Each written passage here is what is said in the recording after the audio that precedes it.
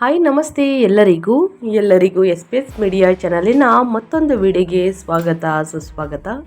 ಸ್ನೇಹಿತರೆ, ಎಲ್ಲರೂ ಹೇಗಿದ್ದೀರಾ? ಎಲ್ಲರೂ ಚೆನ್ನಾಗಿದ್ದೀರಾ ಅಂದ್ಕೊಂಡಿದ್ದೀನಿ. ನಾನು ಕೂಡ ತುಂಬಾ ಚೆನ್ನಾಗಿದ್ದೀನಿ. ಎಲ್ಲರೂ ಚೆನ್ನಾಗಿದ್ದೀರಾ ಅಂದ್ಕೊಂಡು ಭಾವಿಸ್ಕೊಂಡು ಇವತ್ತಿನ ಒಂದು ವಿಡಿಯೋನ ಶುರು ಮಾಡಿಬಿಡೋಣ. ಇವತ್ತಿನ ಒಂದು ವಿಡಿಯೋದಲ್ಲಿ ಸ್ನೇಹಿತರೆ, ಇನ್ನು 8 ದಿನಗಳಲ್ಲಿ ಕಟಕ ಸೇರಿ ಈ 8 ರಾಶಿಗೆ ಶುಕ್ರ ದಶೆ ಅಂತಲೇ ಹೇಳ್ಬೋದು. ಅದೃಷ್ಟದ ಹೊಸ ಅಧ್ಯಾಯ ಶುರುವಾಗಲಿದೆ. ಹಾಗಿದ್ರೆ ಈ 8 ರಾಶಿಯವರು ಯಾರ್ಯಾರು ಏನೆಲ್ಲ ಅದೃಷ್ಟದ ಫಲಗಳನ್ನು ಗಳಿಸಲಿದ್ದೀರಿ, ಯಾವುದರ ಬಗ್ಗೆ ಎಚ್ಚರಿಕೆ ವಹಿಸಬೇಕು ಅನ್ನೋದನ್ನ ಕಂಪ್ಲೀಟಾಗಿ ತಿಳಿಸ್ಕೊಡ್ತಾ ಹೋಗ್ತೀನಿ. ಇದನ್ನೆಲ್ಲ ತಿಳ್ಕೋಬೇಕು, ಸಣ್ಣ ಪುಟ್ಟ ಪರಿಹಾರಗಳನ್ನೆಲ್ಲ ಫಾಲೋಅಪ್ ಮಾಡಬೇಕು ಅಂದರೆ ಎಲ್ಲೂ ಕೂಡ ವಿಡಿಯೋನ ಸ್ಕಿಪ್ ಮಾಡಬಾರ್ದು. ಅಂದರೆ ವಿಡಿಯೋನ ಕಟ್ ಮಾಡಿ ಓಡಿಸ್ಕೊಂಡು ಹೋಗಿ ನೋಡ್ತೀನಿ ಅಂದರೆ ಫುಲ್ ಇನ್ಫಾರ್ಮೇಷನ್ ಅರ್ಥ ಆಗಲ್ಲ. ಸೊ ಹಾಗಾಗಿ ಎಲ್ಲ ವಿಡಿಯೋದಲ್ಲೂ ತಿಳಿಸ್ತಾ ಇರ್ತೀನಿ. ಮೊದಲಿಂದ ಕೊನೆ ತನಕ ವಿಡಿಯೋನ ವಾಚ್ ಮಾಡಿ. ವಿಡಿಯೋದಲ್ಲಿ ಒಳ್ಳೆ ಮಾಹಿತಿ ಸಿಕ್ಕಿದ್ದಲ್ಲಿ ತಪ್ಪದೇ ವಿಡಿಯೋಗೊಂದು ಲೈಕ್ ಕೊಟ್ಟು ಇನ್ನೂ ನನ್ನ ಚಾನಲ್ನ ಸಬ್ಸ್ಕ್ರೈಬ್ ಮಾಡ್ಕೊಳ್ದೇ ನೋಡ್ತಿದ್ರೆ ದಯವಿಟ್ಟು ಎಸ್ ಪಿ ಎಸ್ ಮೀಡಿಯಾಗೆ ಸಬ್ಸ್ಕ್ರೈಬ್ ಆಗಿ ನಿಮ್ಮ ಅಭಿಪ್ರಾಯಗಳನ್ನು ಕಮೆಂಟ್ ಬಾಕ್ಸಲ್ಲಿ ತಿಳಿಸಬಹುದು.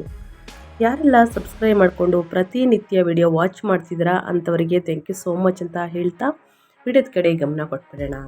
ಓಕೆ ಸ್ನೇಹಿತರೆ, ವೈದಿಕ ಜ್ಯೋತಿಷ್ಯದ ಪ್ರಕಾರ ಅಸುರರು ಗುರು ಮತ್ತು ಶುಕ್ರ ಜೂನ್ ತಿಂಗಳಲ್ಲಿ ಕರ್ಕ ರಾಶಿಗೆ ಪ್ರವೇಶವನ್ನು ಮಾಡಲಿದ್ದಾರೆ.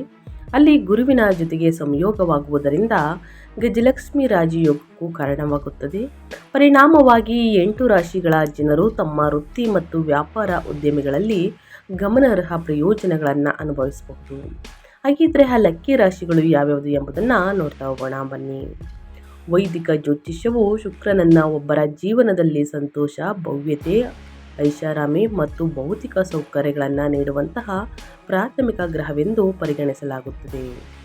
ಹೀಗಾಗಿ ಶುಕ್ರನು ಗ್ರಹ ಸ್ಥಾನದಲ್ಲಿನ ಯಾವುದೇ ಬದಲಾವಣೆಯು ಸ್ನೇಹಿತರೆ ಎಲ್ಲ 12 ರಾಶಿಗಳಲ್ಲಿನ ವ್ಯಕ್ತಿಗಳ ಮೇಲೆ, ಜೀವನದ ಮೇಲೆ ಒಂದಲ್ಲ ಒಂದು ರೀತಿಯಲ್ಲಿ ಪರಿಣಾಮ ಬೀರುತ್ತದೆ. ಶುಕ್ರನು ಪ್ರಸ್ತುತ ಮಿಥುನ ರಾಶಿಯಲ್ಲಿ ತನ್ನ ಸಂಚಾರವನ್ನು ಅಥವಾ ಸ್ಥಾನವನ್ನು ಪಡೆದಿದ್ದಾನೆ. ಜೂನ್ 8ರಂದು ಕರ್ಕ ರಾಶಿಗೆ ಪ್ರವೇಶಿಸಲು ರಾಶಿಗಳನ್ನು ಬದಲಾಯಿಸುತ್ತಾನೆ ಎಂಬುದು ಗಮನಿಸಬೇಕಾದ ಸಂಗತಿ. ಈ ಸಂಚಾರದ ಸಮಯದಲ್ಲಿ ಅದು ಉತ್ತುಂಗ ಗ್ರಹ ಗುರುವಿನೊಂದಿಗೆ ಸಂಯೋಗವನ್ನು ರೂಪಿಸುತ್ತದೆ. ಈ ಆಕಾಶ ಜೋಡಣೆಯು ಪ್ರತಿಯೊಂದು ರಾಶಿಗೆ ಸೇರಿದ ಸ್ಥಳೀಯರ ಜೀವನದ ಮೇಲೆ ಪ್ರಭಾವ ಬೀರುತ್ತದೆ ಎಂದು ನಿರೀಕ್ಷಿಸಲಾಗಿದೆ. ಶುಕ್ರನು ಗುರುವನ್ನು ತಟಸ್ಥ ಗ್ರಹವೆಂದು ಪರಿಗಣಿಸಲಾಗುತ್ತದೆ.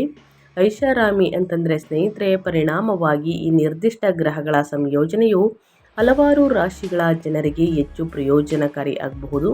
12 ರಾಶಿಗಳಲ್ಲಿ ಈ 8 ನಿರ್ದಿಷ್ಟ ರಾಶಿಗಳ ಜನರು ಅಸಾಧಾರಣ ಪ್ರಯೋಜನಗಳನ್ನು ಪಡೆಯುತ್ತಾರೆ.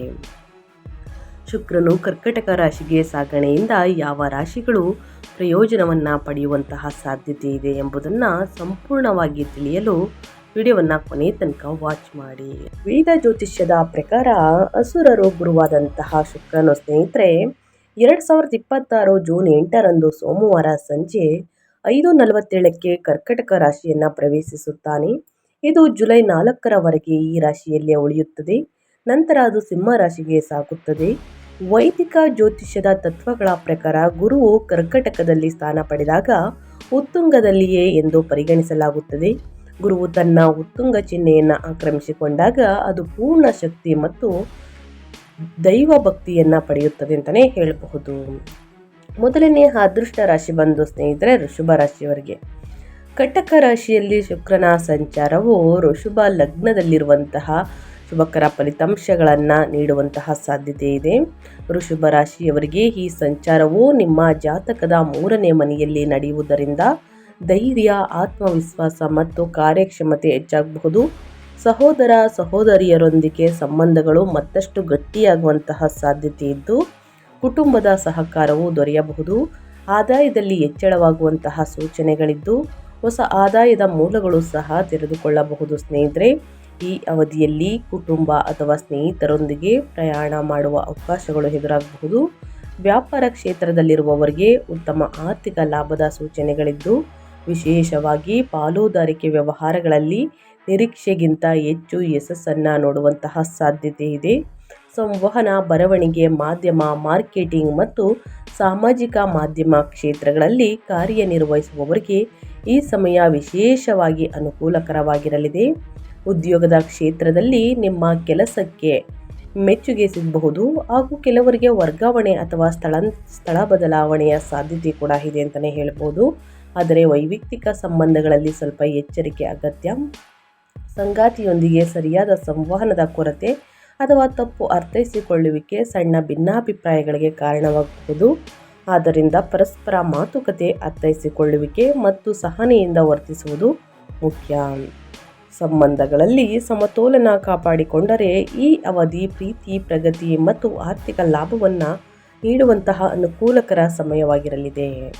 ಇನ್ನು ಮುಂದಿನ ರಾಶಿ ಬಂದು ಕಟಕ ರಾಶಿಯವರಿಗೆ. ಕಟಕ ರಾಶಿಯಲ್ಲಿ ಶುಕ್ರನ ಸಂಚಾರವು ಈ ರಾಶಿಯವರಿಗೆ ಅತ್ಯಂತ ಶುಭಕರ ಫಲಿತಾಂಶಗಳನ್ನು ನೀಡುವಂತಹ ಸಾಧ್ಯತೆ ಇದೆ.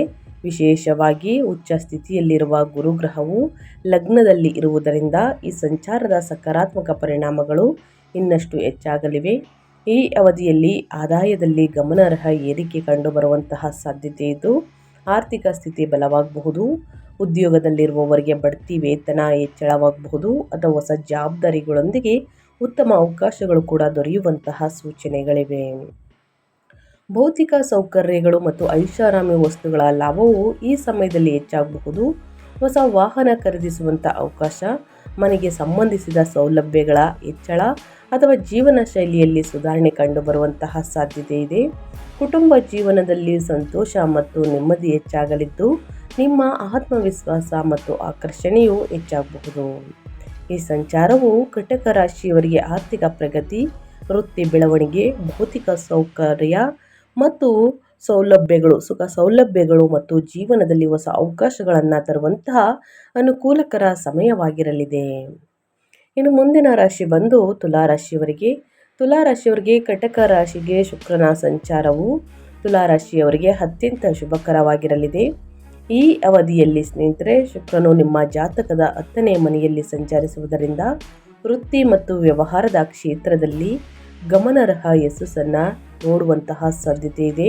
ಉದ್ಯೋಗದಲ್ಲಿರುವವರಿಗೆ ಬಡ್ತಿ, ಸಂಬಳ ಹೆಚ್ಚಳ ಅಥವಾ ಹೊಸ ಜವಾಬ್ದಾರಿಗಳ ಅವಕಾಶಗಳು ಕೂಡ ದೊರೆಯಬಹುದು. ಕೆಲಸದ ಸ್ಥಳದಲ್ಲಿ ನಿಮ್ಮ ಪ್ರತಿಭೆ ಮತ್ತು ಪರಿಶ್ರಮಕ್ಕೆ ಮೆಚ್ಚುಗೆ ಸಿಗಲಿದ್ದು ಮಹತ್ವದ ಸಾಧನೆಗಳನ್ನು ಮಾಡುವ ಅವಕಾಶವೂ ಕೂಡ ಎದುರಾಗಬಹುದು. ವ್ಯಾಪಾರಸ್ಥರಿಗೆ ಹೊಸ ಒಪ್ಪಂದಗಳು, ಲಾಭದಾಯಕದ ಅವಕಾಶಗಳು ಅಥವಾ ವಿಸ್ತರಣೆಯ ಸಾಧ್ಯತೆಗಳು ಕೂಡ ಹೆಚ್ಚಾಗಲಿವೆ. ಕುಟುಂಬದೊಂದಿಗೆ ಸಂತೋಷದ ಕ್ಷಣಗಳನ್ನು ಕಳೆಯಲು ಸಮಯ ಸಿಗಲಿದ್ದು ಮನೆಯಲ್ಲಿ ನೆಮ್ಮದಿ ಮತ್ತು ಸಾಮರಸ್ಯ ಕೂಡ ಹೆಚ್ಚಾಗುತ್ತದೆ.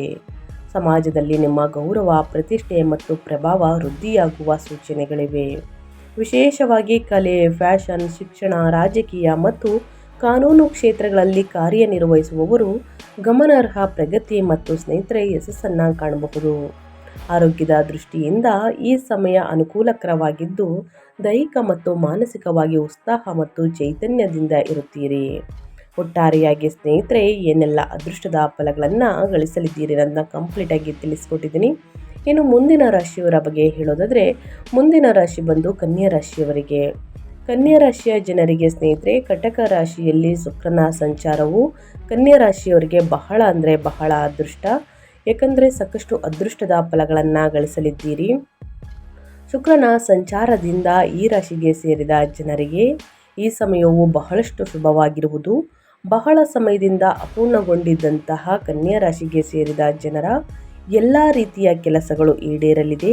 ಹಾಗೆ ಕೆಲಸವನ್ನು ಮಾಡುವಂತಹ ಕನ್ಯಾ ರಾಶಿಗೆ ಸೇರಿದ ಜನರಿಗೆ ಈ ಅವಧಿಯಲ್ಲಿ ಉನ್ನತ ಪದವಿ ದೊರಕುವುದರೊಂದಿಗೆ ಹೊಸ ಜವಾಬ್ದಾರಿಗಳು ಕೂಡ ಲಭಿಸುವುದು. ಇದರೊಂದಿಗೆ ವ್ಯವಹಾರವನ್ನು ಮಾಡುವಂತಹ ಕನ್ಯಾ ರಾಶಿಗೆ ಸೇರಿದ ಜನರು ಲಾಭವನ್ನು ಗಳಿಸಲು ಅನೇಕ ಉತ್ತಮ ಅವಕಾಶಗಳನ್ನು ಪಡೆದುಕೊಳ್ಳುವರು ಮತ್ತು ನಿಮ್ಮ ಆರ್ಥಿಕ ಸ್ಥಿತಿಯು ಮೊದಲಿಗಿಂತಲೂ ಸಾಕಷ್ಟು ಬಲಗೊಳ್ಳಬಹುದು. ಸ್ನೇಹಿತರೆ, ಈ ಸಂದರ್ಭದಲ್ಲಿ ಕನ್ಯಾ ರಾಶಿಗೆ ಸೇರಿದ ಜನರ ಮನೆಯಲ್ಲಿ ಸಂತೋಷಮಯವಾದ ವಾತಾವರಣ ಇರುವುದು. ಹಾಗೆಯೇ ನಿಮಗೆ ಯಾವುದಾದರೂ ಶುಭ ಕಾರ್ಯವನ್ನು ಆಯೋಜಿಸುವ ಅತ್ಯುತ್ತಮವಾದ ಅವಕಾಶಗಳು ಪ್ರಾಪ್ತಿಯಾಗಲಿದೆ. ಇದರೊಂದಿಗೆ ಕನ್ಯಾ ರಾಶಿಗೆ ಸೇರಿದ ವಿದ್ಯಾರ್ಥಿಗಳು ಶಿಕ್ಷಣಕ್ಕೆ ಸಂಬಂಧಿಸಿದ ಕ್ಷೇತ್ರದಲ್ಲಿ ಅಪಾರ ಯಶಸ್ಸನ್ನು ಗಳಿಸುವಂತಹ ಸಂಭವವಿದೆ.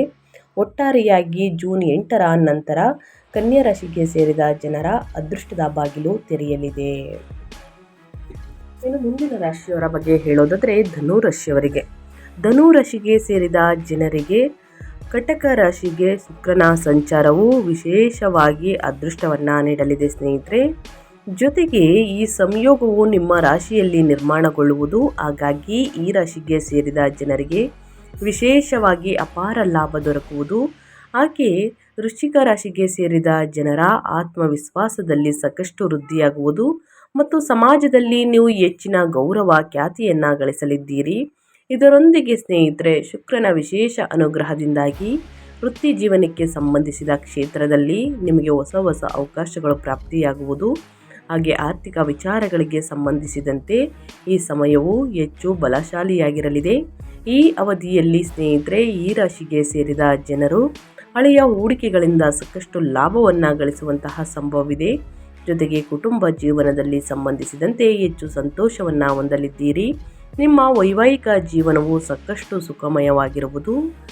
ವೃಶ್ಚಿಕ ರಾಶಿಗೆ ಸೇರಿದ ಜನರು ಹೊಸ ವ್ಯಾಪಾರ ವ್ಯವಹಾರವನ್ನು ಶುರು ಮಾಡಬೇಕೆಂದು ಯೋಚಿಸುತ್ತಿದ್ದರೆ ಈ ಸಮಯವು ನಿಮಗೆ ಸಾಕಷ್ಟು ಅನುಕೂಲಕರವಾಗಿರಲಿದೆ ಅಂತಲೇ ಹೇಳಬಹುದು. ಒಟ್ಟಾರೆಯಾಗಿ ಏನೆಲ್ಲ ಅದೃಷ್ಟದ ಫಲಗಳನ್ನು ಗಳಿಸಲಿದ್ದೀರಿ ಅನ್ನೋದನ್ನ ಕಂಪ್ಲೀಟಾಗಿ ತಿಳಿಸ್ಕೊಟ್ಟಿದ್ದೀನಿ.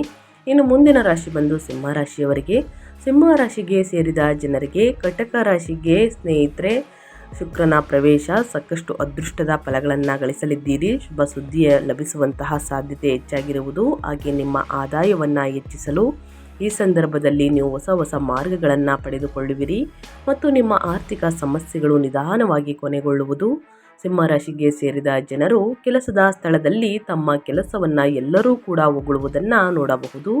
ಹಾಗೆ ಈ ಅವಧಿಯಲ್ಲಿ ಹಿರಿಯ ಅಧಿಕಾರಿಗಳ ಸಂಪೂರ್ಣ ಬೆಂಬಲವನ್ನು ಪ್ರತಿಯೊಂದು ಹೆಜ್ಜೆಯಲ್ಲಿ ಪಡೆದುಕೊಳ್ಳಲಿದ್ದೀರಿ. ಶುಕ್ರನ ವಿಶೇಷ ಅನುಗ್ರಹದಿಂದಾಗಿ ಈ ಸಂದರ್ಭದಲ್ಲಿ ನೀವು ಮಹತ್ವಪೂರ್ಣವಾದಂತಹ ವ್ಯಕ್ತಿಯನ್ನು ಭೇಟಿಯಾಗುವುದರಿಂದ ಭವಿಷ್ಯದಲ್ಲಿ ಅಪಾರ ಲಾಭವನ್ನು ಗಳಿಸಲಿದ್ದೀರಿ. ಜೊತೆಗೆ ಈ ಅವಧಿಯಲ್ಲಿ ಸಿಂಹರಾಶಿಗೆ ಸೇರಿದ ಜನರ ಆರೋಗ್ಯವು ಸಾಮಾನ್ಯವಾಗಿರಲಿದೆ ಮತ್ತು ಮಾನಸಿಕ ಒತ್ತಡಗಳು ಕಡಿಮೆಯಾಗುವುದು. ಈ ಸಂದರ್ಭದಲ್ಲಿ ಮನೆಯವರೊಂದಿಗೆ ಉತ್ತಮ ಸಮಯ ಕಳೆಯುವ ಅವಕಾಶ ದೊರಕಲಿದೆ ಅಂತಲೇ ಹೇಳಬಹುದು.